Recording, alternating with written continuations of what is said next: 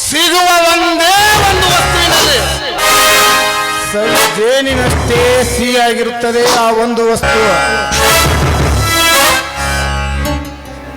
ನಾನು ಮನಸ್ಸು ಮಾಡಿದರೆ ಕಾಲೇಜು ಹುಡುಗಿಯರಿಂದ ಹಿಡಿದು ಕ್ಲಾಸ್ 1 ಆಫೀಸರ್ ವರೆಗೆ ಬಂದು ನನ್ನ ಮನಸ್ಸಲ್ಲಿಸುತ್ತಾರೆ. ಆದರೆ ಭೀಮರಾಯನ 2ನೇ ತಂಗಿ ಶ್ರಾವಣಿ ಏನು ಅವಳ ಅಂದ ಚಂದ, ಕಾಮನ ಬಿಲ್ಲಿನಂತಿರುವ ಅವಳ ಸೊಂಟ, ಬಳ್ಳಿಯ ಹಾಗೆ ಬೆಳಕುತ್ತಿರುವ ಅವಳ ಮೈ ಮಾಟ, ಸೌಂದರ್ಯದ ರಾಶಿಯನ್ನೇ ಹೊತ್ತು ನಿಂತ ಅವಳನ್ನು ನನ್ನ ಅರಮನೆಯ ಪಟ್ಟದರಸಿಯನ್ನಾಗಿ ಮಾಡಿಕೊಳ್ಳಬೇಕೆಂಬ ಮಹದಾಸೆಯಾಗಿದೆ. ಶ್ರಾವಣಿ, ಇಂದು ಈ ಮನ್ಮಥನ ಹೃದಯಕ್ಕೆ ನಿನ್ನ ಅಂದವೆಂಬ ಬೇಡಿನಿಂದ ಗೀಚಿ ಅರಗಾಯಿ ಮಾಡಿದ್ದೀಯ. ಇಂದು ಈ ಹುಲಿಗೆ ನೀನು ಆಹಾರವಾಗಲೇಬೇಕು.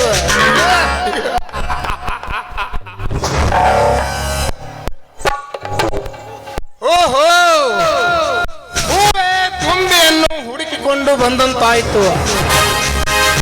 ಸ್ವಲ್ಪ ಮರೆಯಲ್ಲಿ ನಿಂತು ತೋರಿಸ್ತೀನಿ ನೀ ರುದ್ರಯ್ಯನ ದರ್ಪದ ದೌರ್ಜನ್ಯ ದರ್ಬಾರ್.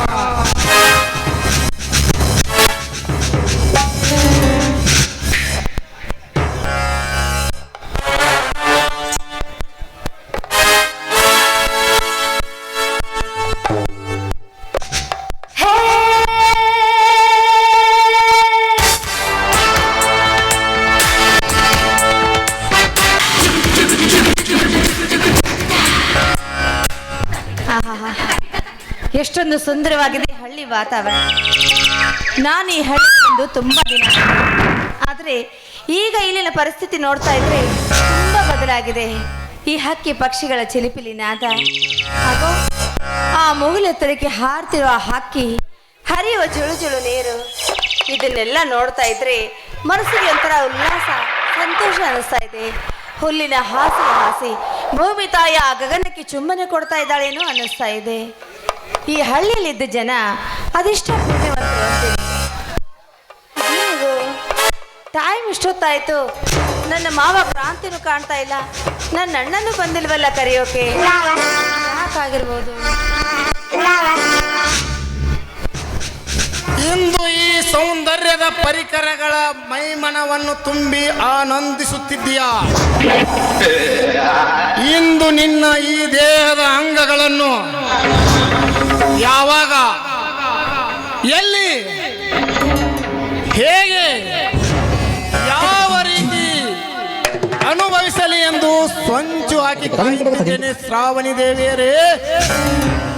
ಏಯ್, ಯಾವನು ನೀನು? ಒಬ್ಬಟ್ಟಿ ಹೆಣ್ಣು ಸಿಕ್ಕಳು ಅಂತ ಬಾಯಿ ಬಂದ ಹಾಗೆ ಮಾತಾಡಿದ್ರೆ ಕಾಲಲ್ಲಿರುವ ಮೆಟ್ಟು ಸೊಕ್ಕಿನ ಹೆಣ್ಣೆ ಆಗುತ್ತೆ. ಲೇ ಸೊಕ್ಕಿನ ಹೆಣ್ಣೆ, ಜಡೆ ಹೊತ್ತ ಈ ನಾರಿಗೆ ಇಷ್ಟು ಸೊಕ್ಕಿರಬೇಕಾದರೆ ಮೀಸೆ ಹೊತ್ತ ಗಂಡಸನಿಗೆ ಎಷ್ಟಿರಬಾರದು ಪಗರು. ಈ ಉದ್ದಟತನದ ಮಾತನಾಡುವ ಧೈರ್ಯ ನಿನ್ನಲ್ಲಿ ಬಂತೆ? ಓಹೋ, ನೀವಾ? ಸುಳ್ಳು ಆಶ್ವಾಸನೆ ಸರಮಾಲಿನ ಕೊರಳಲ್ಲಿ ಹಾಕೊಂಡು ದಿನನಿತ್ಯ ಅನ್ಯಾಯ ಅತ್ಯಾಚಾರ ಮಾಡ್ತಾ, ಪುಟ್ಟ ಪೋಖರಿ ರೌಡಿಗಳಿಗೆ ಸಪೋರ್ಟ್ ಮಾಡ್ತಾ, ಅಂಡರ್ವರ್ಡ್ನಲ್ಲಿ ನಾನೇ ಡಾನ್ಗಿಂತ ಹೆಚ್ಚು ಅಂತ ಮೆರೆದು ಹಣಕ್ಕಾಗಿ ಏನೆಲ್ಲ ಮಾಡೋಕೆ ಸಿದ್ಧನಾದ ನೀನಾ? ಅಯ್ಯಯ್ಯೋ, ನಿನ್ನ ಜಾತಕ ಫಲ ದಿನ ನ್ಯೂಸ್ನಲ್ಲಿ ನೋಡ್ತಾನೆ ಇರ್ತೀನಿ, ಟಿವಿಯಲ್ಲಿ, ಪೇಪರ್ನಲ್ಲಿ. ಲೇ ಬಜಾರಿ, ಹೆಚ್ಚಿಗೆ ಮಾತನಾಡಿದರೆ ಅರೆ ಕ್ಷಣದಲ್ಲಿ ಸುಟ್ಟು ಹಾಕುವೆ ನಿನ್ನ ಶೀಲದ ಸೌಭಾಗ್ಯವನ್ನು. ಹಠಯೋಗ, ರಾಜಯೋಗ, ಶಿವಯೋಗ, 3 ಅಂತರ್ಮುಖಗಳನ್ನು ಅಂತರಾಳದಲ್ಲೇ ಮೈಗೂಡಿಸಿಕೊಂಡು ಬೆಳೆದವನು ಈ ಮಿನಿಸ್ಟರ್ ರುದ್ರಯ್ಯ. ಹಲೋ ಮಿಸ್ಟರ್, ನೀನೊಬ್ಬ ರಾಜಕೀಯ ವ್ಯಕ್ತಿ. ಓಟ್ ಹಾಕೊಂಡು ಆರಿಸಿ ಬಂದ ಮೇಲೆ ಕೈಲಾದಷ್ಟು ಸಹಾಯ ಮಾಡಬೇಕೆ ಹೊರತು ಈ ರೀತಿ ಕಂಡವ್ರಿಗೆ ಕಾಡೋರಿಗೆ ಮನುಷ್ಯನೆಲ್ಲ ಕಣೋ ರಾಕ್ಷಸ ಅಂತಾರೆ. ಇದೇ ರೀತಿ ವರ್ತಿಸಿದ್ದಿ ಆದ್ರೆ ನಿನಗೆ ತಕ್ಕ ಪಾಠ ಕಲಿಸ್ತಾರೆ ಈ ನನ್ನ ವೀರ ಕನ್ನಡಿಗರು. ಲೇ ಸೊಕ್ಕಿನ ಹೆಣ್ಣೆ, ಈ ಚಾಣಾಕ್ಷ ಮಿನಿಸ್ಟರ್ ರುದ್ರಯ್ಯನಿಗೆ ಉಪದೇಶ ಹೇಳಲು ಬರುತ್ತಿರುವೆ ಮಂಕೆ. ಮತಿಗೆಟ್ಟವನೇ, ಮಾತಿಗೆ ಬೆಲೆ ಇಲ್ಲದೆ ನಿನಗೇನು ಅರ್ಥ ಆಗ್ಬೇಕು ಹೆಣ್ಣಿನ ಮಾನದ ಬಗ್ಗೆ?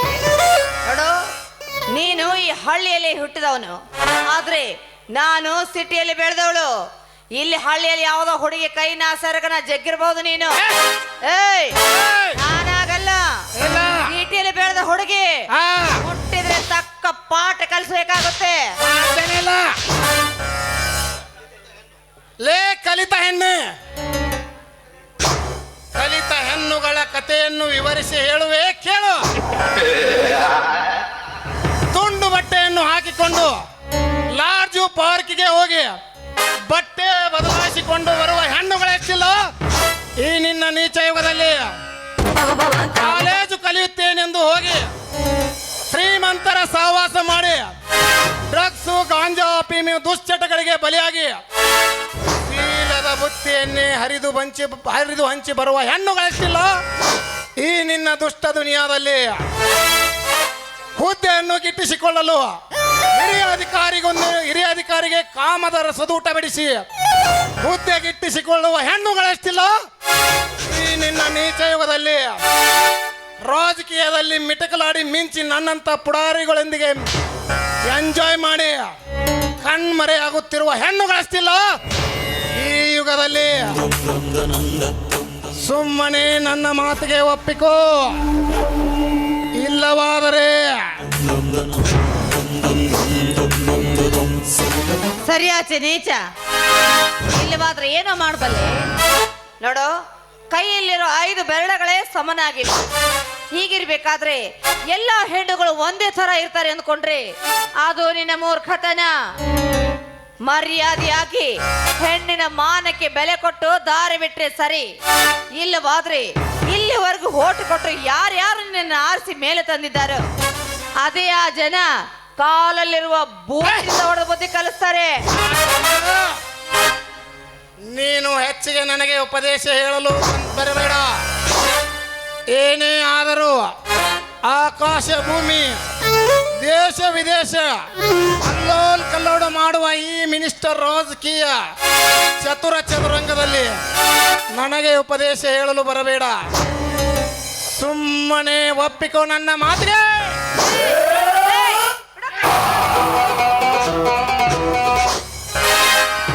ಬಿಡಲಿ ಅವಳನ್ನು. ಎಲ್ಲವಾದ್ರೆ ಇದೇ ಕ್ಷಣದಲ್ಲಿ ಕತ್ತರಿಸಿ ಹೊಡೆಯುವ ಮಗನ ಈ ನಿನ್ನ ತಲೆಯನ್ನ. ಹಸಿದ ಹೆಬ್ಬುಲಿ ಬೇಟೆಯಾಡುವಾಗ ನಡುವೆ ಬಂದು ಅರಗಾಯ ಮಾಡಿದೆಯಲ್ಲ ಮಗನೇ, ನಿನ್ನನ್ನು ಸುಮ್ಮನೆ ಬಿಡುವುದಿಲ್ಲ. ಹುಲಿ ಅಲ್ಲಲೇ ನೀನು ಇಲಿಯ. ಹುಲಿ ಹೆಬ್ಬುಲಿ ಸಿಂಹದ ಮರಿ ನಾನಿರುವಾಗ ನಿನಗೆಲ್ಲಿಂದ ಬರಬೇಕಲ್ಲಿ ಆ ತಾಕತ್ತು? ರಾಜಕೀಯ ಸೊಕ್ಕಿನಲ್ಲಿ ಮೆರೆಯುತ್ತಿರುವ ಹಗರಣಗಳ ಸುರಿಮಳೆ ಹೊತ್ತ ರಾಜಕೀಯ ರಣ ಹೇಳಿ. ಪ್ರಜೆಗಳು ಮತ ಹಾಕಿ ಟಿವಿ ಮುಂದೆ ಕುಳಿತು ನಿದ್ದೆ ಮಾಡುವಾಗ ನೀನ್ಯಾವಲೇ ಬಿಕನಾಸಿ ನನಗೆ ಉಪದೇಶ ಹೇಳ್ತೀಯ? ಪ್ರಜೆ, ಈ ಭಾರತೀಯ ಪ್ರಜೆ ನಿನ್ನ ಮುಂಗೈ ಹಿಡಿದುವ ಕೇಳುವ ತಾಕತ್ತು ಪ್ರತಿಯೊಬ್ಬ ಪ್ರಜೆಗೂ ಹಕ್ಕು ಇದೆ.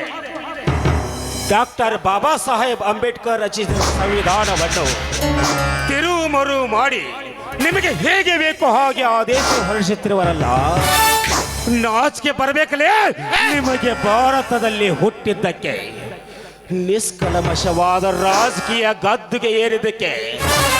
ಹೇ ಪ್ರಜೆಗಳೇ, ಏಕೆ ಕೈ ಕಟ್ಟಿ ಸುಮ್ಮನೆ ಕುಳಿತಿರುವಿರಿ? ಹೇಳಿ, ಎದ್ದೇಳಿ, ಎದ್ದು ಬಂದು ಇವನಿಗೆ ನಿಮ್ಮ ಕಾಲಲ್ಲಿರುವ ಚಪ್ಪಲಿ ತೆಗೆದು ಹೊಡೆಯಿರಿ.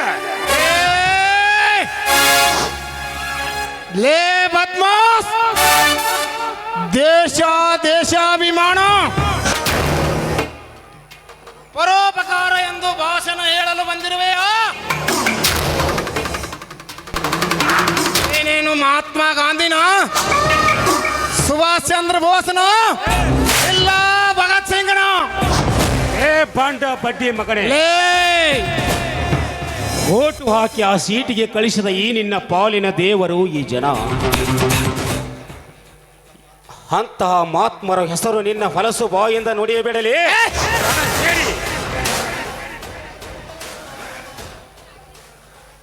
ಜಾತಿ ಮತ, ಮೇಲು ಕೀಳು, ಭಾಷೆ, ರಾಜ್ಯ, ಹೆಂಡ ಕಂಡ ಎಂದು ರಾಜಕೀಯ ಮಾಡುವ ಕೈಲಾಗದ ಹೆಂಗೆ ನೀವು?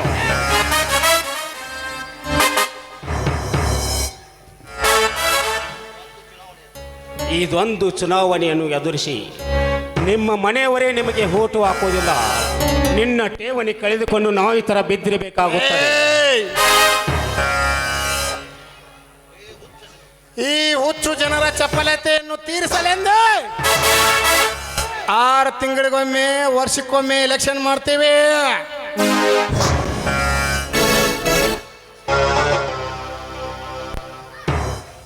ಲೇ ಬಂಡ ಬಡ್ಡಿ ಮಗನೇ, ಓಟು ಹಾಕಿ ಸೀಟ್ಗೆ ಕಳಿಸಿದ ಈ ನಿನ್ನ ಪಾಲಿನ ದೇವರು ಈ ಜನ. ಇವರಿಗೆ ಹುಚ್ಚು ಜನ ಅಂತ ಕರಿತೀಯ?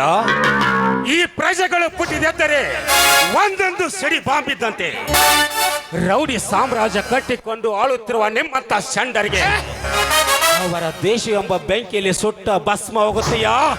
ಕಾಲು ಎಚ್ಚರ.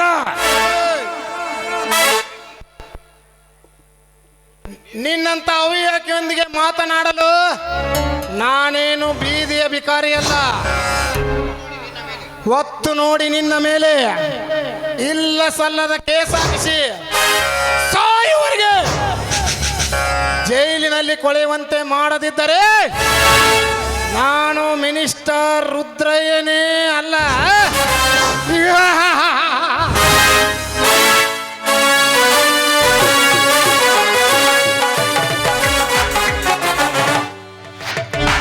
ಹೋಗಲೇ ಹೋಗು. ನಿಮ್ಮಂತ ಹಗರಣ ರಾಜಕಾರಣಿಗಳಿಗೆ, ಪುಡಾರಿ ರೌಡಿಗಳಿಗೆ ಸದ್ಯದಲ್ಲಿ ತಕ್ಕ ಶಿಕ್ಷೆ ಕೊಡಲು ಪ್ಲೇ ಗ್ರೌಂಡ್ ತಯಾರು ಮಾಡಿದ್ದಾನೆ ಈ ಪೊಲೀಸ್ ಬಂಟ, ಈ ಕರ್ಣ. ಕರ್ಣ, ಇದು ನೀನಾ? ಅಯ್ಯೋ, ನನ್ನ ಕಣ್ಣಿನ ನಂಬೋಕಾಗ್ತಾ ಇಲ್ವಲ್ಲ. ಇದೇನು ಕನಸ, ನನಸ, ನಿಜನಾ? ಅರ್ಥ ಆಗ್ತಾ ಇಲ್ವೇ? ಕರ್ಣ, ಎಲ್ಲಿ ಹೋಗ್ಬಿಟ್ಟಿದೆ ಕರ್ಣ ನೀನು? ಅಲ್ಲ, ಕಾಲೇಜ್ನಲ್ಲಿ ನನ್ನ ಜೊತೆ ಭೇಟಿ ಆದ ನೀವು ಮರಳಿ ಇವತ್ತೇ ಇಲ್ಲಿ ಭೇಟಿ ಆಗ್ತಾ ಇದ್ರು. ನೀವಿಲ್ಲ ಅಂತ ಹುಡುಕದಿರೋ ಒಂದು ಜಾಗ ಸಹ ಉಳಿದಿಲ್ಲ. ನಿಮಗೆ ಫೋನ್ ಮಾಡಿದ್ರೆ ಫೋನ್ ಸ್ವಿಚ್ ಆಫ್ ಹೇಳ್ತಾ ಇತ್ತು. ಫೇಸ್ಬುಕ್ನಲ್ಲಿ, ಇನ್ಸ್ಟಾಗ್ರಾಮ್ನಲ್ಲಿ, ಮೆಸೇಜ್ನಲ್ಲಿ ಎಲ್ಲ ಕಡೆ ನಿಮ್ಮನ್ನು ಹುಡುಕಿದ್ದಾಯ್ತು. ಆದ್ರೆ ನೀವೆಲ್ಲೂ ಸಿಗಲಿಲ್ವಲ್ಲ ಕರ್ಣ. ಇವತ್ತು ಇಲ್ಲಿ ಸಿಗ್ತಾ ಇದ್ದೀರ, ಅದು ಈ ವೇಷದಲ್ಲಿ. ಅಬ್ಬಬ್ಬಾ, ನನಗೆ ನಂಬೋಕೆ ಆಗ್ತಾ ಇಲ್ಲ ನೀವೇನ ಅಂತ. ದಯ ಮಾಡಿ ನನ್ನಲ್ಲಿ ಕ್ಷಮೆ ಇರಲಿ ಶ್ರಾವಣಿ. ಪೊಲೀಸ್ ಆಫೀಸರ್ ಆಗಿ 7 ಕೋಟಿ ಕನ್ನಡಿಗರಿಗೆ ಕಂದನಾಗಿ, ಪುಂಡ ಪೋರ್ಕಿಗಳಿಗೆ ಮಿಂಡನಾಗಿ, ಅನ್ಯಾಯ ಅತ್ಯಾಚಾರ ತಡೆಗಟ್ಟುವುದೇ ನನ್ನ ಬಹುದಿನದ ಕನಸು. ಹೋಗಲಿ ಬಿಡು ಶ್ರಾವಣಿ, ಅಂತೂ ನಾವು ಇಬ್ಬರು ಸೇರಿದೀವಲ್ಲ. ಹೌದು, ನೀನು ಇಲ್ಲಿ? ಸರಿ ಬಿಡಿ, ನಿಮಗೆ ಪೊಲೀಸ್ ಡ್ರೆಸ್ ಮೈ ಮೇಲೆ ಬಂದ್ಮೇಲೆ ಈ ಹೆಣ್ಣನ್ನ ಮರ್ತೆ ಬಿಟ್ರೇನು ನೀವು? ಛೇ ಹಾಗೇನಿಲ್ಲ ನನ್ನ ಚಿನ್ನ. ಟ್ರೈನಿಂಗ್ದಲ್ಲಿ ಯಾರೊಂದಿಗೆ ಕಾಂಟ್ಯಾಕ್ಟ್ ಮಾಡಲು ಅವಕಾಶ ಸಿಗಲಿಲ್ಲ. ಟ್ರೈನಿಂಗ್ ಮುಗಿದ ತಕ್ಷಣ ಕೇಸ್ ಸ್ಟಡಿಗೆ ಅಂತ ಎತ್ತಿಕೊಂಡ ಫೈಲ್ನಲ್ಲಿ ಈ ರುದ್ರಯ್ಯನ ಹಿಸ್ಟರಿ ಅಡಗಿತ್ತು. ಅದನ್ನು ಚಾಲೆಂಜ್ ಆಗಿ ತೆಗೆದುಕೊಂಡರೆ ನನ್ನ ಹಿಂದಿನ ಇತಿಹಾಸ ತಿರುಳೆ ಇದರಲ್ಲಿ ಅಡಗಿದೆ. ಹೋಗಲಿ ಬಿಡು, ನೀನು ಇಲ್ಲಿ? ಏನು ನೀವು ಇಲ್ಲಿ ಅಂತ ಕೇಳ್ತಾ ಇದ್ರಲ್ಲ, ನಾನು ಇದೇ ಊರಿನವಳು ಕರ್ಣ. ನಿಜವಾಗಲೂ? ಹೌದು. ಇದೇ ನಿನ್ನ ಊರು ಅಂತ ನನಗೆ ಯಾವತ್ತೂ ಹೇಳಲೇ ಇಲ್ವಲ್ಲ? ಮತ್ತೆ ನೀವು ಯಾವತ್ತೂ ನಾನು ಕೇಳಲೇ ಇಲ್ವಲ್ಲ? ಹೌದು, ಈ ಊರಲ್ಲಿ ನಿಮ್ಮ ಅಣ್ಣ, ತಂದೆ, ತಾಯಿ ಮತ್ತೆ ನೀನು ಯಾರ ಮನೆಯವಳಂತ ಕೇಳಬಹುದೇ? ಇದ್ದಾರೆ ಕರ್ಣ, ಆದರೆ ನನಗೆ ತಂದೆ ತಾಯಿ ಇಲ್ಲ. ನನ್ನ ಅಕ್ಕ ಅಣ್ಣ ಇದ್ದಾರೆ. ನನ್ನ ಅಕ್ಕನನ್ನ ಮದುವೆ ಮಾಡಿಕೊಟ್ಟಿದ್ದು ಇದೇ ಊರಿಗೆ. ಇದೇ ಊರಲ್ಲಿ ಗಂಡ ಮನೆ ಇದ್ದಾಳೆ. ಅವಳನ್ನು ಭೇಟಿ ಆಗ್ಬೇಕು ಅಂತಾನೆ ನಾನು ಇಲ್ಲಿಗೆ ಬಂದಿದ್ದು. ಹೋಗಲಿ, ಈ ಊರಲ್ಲಿ ನಿಮ್ಮ ಅಣ್ಣ ಯಾರು ಅಂತ ಕೇಳಬಹುದೇ? ಇದ್ದಾರೆ, ಭೀಮರಾಯ್ ಅಂತ. ಅವ್ರು ಯಾರು ಅಂತ ಹೇಳೋದಲ್ಲ, ನೀವು ನನ್ನ ಜೊತೆಗೆ ಬನ್ನಿ, ಮನೆ ಕರೆದುಕೊಂಡು ಹೋಗ್ತೀನಿ, ಅವರನ್ನ ಭೇಟಿ ಮಾಡ್ತೀನಿ, ನೇರವಾಗಿ ಮಾತಾಡೋರಂತೆ. ಸರಿನಾ ಕರ್ಣ? ಶ್ರಾವಣಿ, ಬಹುದಿನದ ನಂತರ ನಾವಿಬ್ಬರು ಸೇರಿದ್ದೇವೆ. ಇದೇ ಸಂತೋಷ ಸಮಯದಲ್ಲಿ ಈ ನಿನ್ನ ಮಧುರವಾದ ಕಂಠದಿಂದ ಹೊರಸೂಸಲಿ ಒಂದು ಇಂಪಾರ್ಟೆಂಟ್. ಹೌದೇನಲ್ಲ, ಆಗ್ಲಿ. ಶೃಂಗಾರ ಸಿರು ಅಂಗಲಿನಲ್ಲಿ ಬಂಗಾರ ಆಗಿದ ಮಾರಿ ಎಲ್ತೆ ಕಲ್ಮಚ್ಚಿ ಹೊಂಗನ ಸಾರ ಸೋಚಾಯೇ ಮಂದಹಾಸ ಆಹಾನಲನೆಯ ಶ್ರಾವಣ ಮಾಸ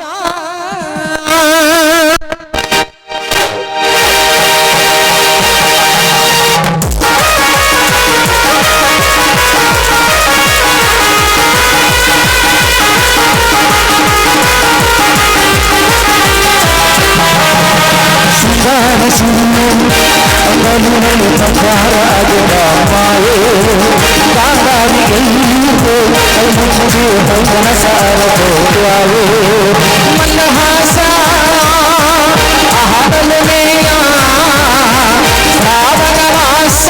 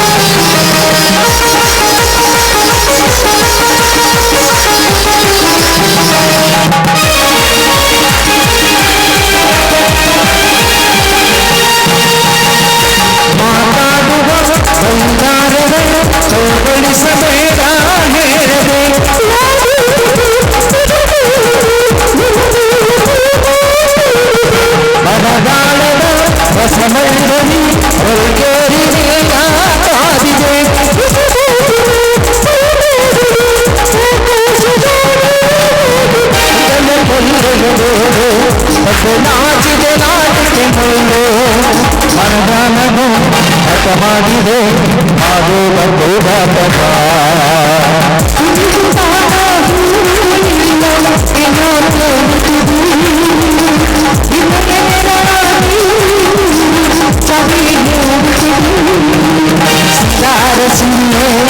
ಅಂಗಲಿನಲ್ಲಿ ಬಂಗಾರ ಆಗಿದ ಮಾಯೇ ಕಾಂಗಾರಿ ಕೈಮುಚ್ಚಿ ಹೊಂಗನ ಸಾರ ಸೋಚಾಯೇ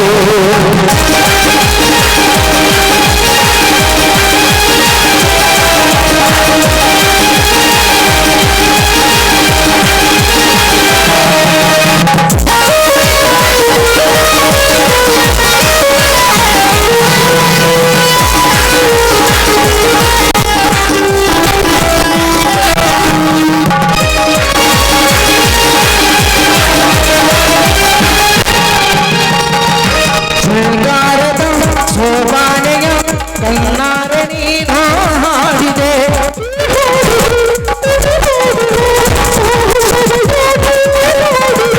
ಸೌಗಂಧದ ಸುಳಿಯಾಗಿ ಕಣ್ಣೊಳಗೆ ಬೇಲಿ ಹಾಕಿದೆ